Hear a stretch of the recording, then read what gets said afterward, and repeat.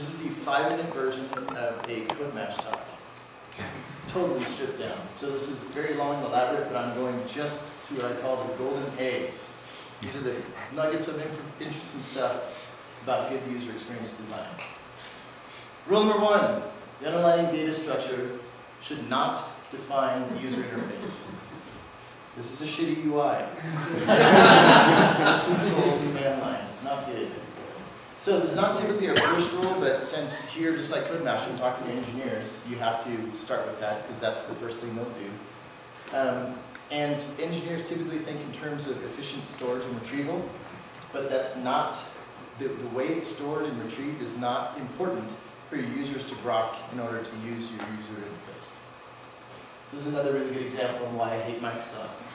I want to just set up a group. I have to know that that's under send receive, in the send receive settings, and then in a group thing. You know, there's not a group item, et cetera, et cetera. It's just an example where stuff gets buried in a hierarchy that if you're the engineer, you would know that. Download it. Next one, there's a corollary to that, which is the user interface should not define the underlying data structure. Some of this came up in a discussion today. I was biding my time knowing I was going to talk about it later. You want to consider your UI and your data separately, 2 separate tracks. Be mindful of both, but often a good user interface, you use a transformation layer to transform a really efficient data storage into something that's specifically for the UI and then have a really nice caching mechanism. So you can keep your data relational and efficient and make your UI what works best for user cases. Another A, need must proceed technology. Don't build something because you like the tech. Go figure out, you know, tech's a means to an end. Figure out what it is you need to build. What's the right metaphor? Do you actually need software? Is it better to do it with Post-it notes on a board? You know, that may be a better solution. Next A, start the process with real use cases. Very related to the last one. Why you need it? Do you really need software? What's the equivalent process in the real world with no software? And what's the best way to model it? Talk to your users, et cetera, et cetera. Do the ultra rapid version. So identify distinct categories of people that will be using your software. A lot of times these are called personas. And if you have more than one persona, then go ahead and define them and figure out how they differ. And if you have people that are going to use your software so drastically different, maybe you're talking about 2 pieces of software, at least 2 UIs for your software. Don't complicate the user experience for one because this other category of people doesn't need that stuff. Another A, think in flows, not features.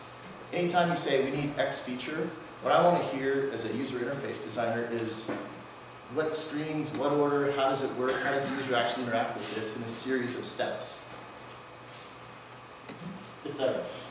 Same stuff I just said.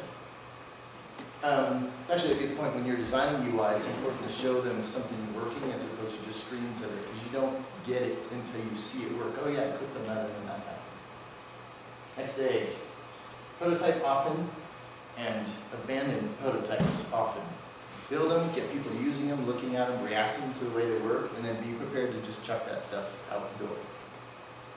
And this is a good one. If you can efficiently use your target platform, you know, like Flex and whatnot, then great. But just be prepared to chuck stuff out. Use something to prototype that you can do quickly and iterate on quickly.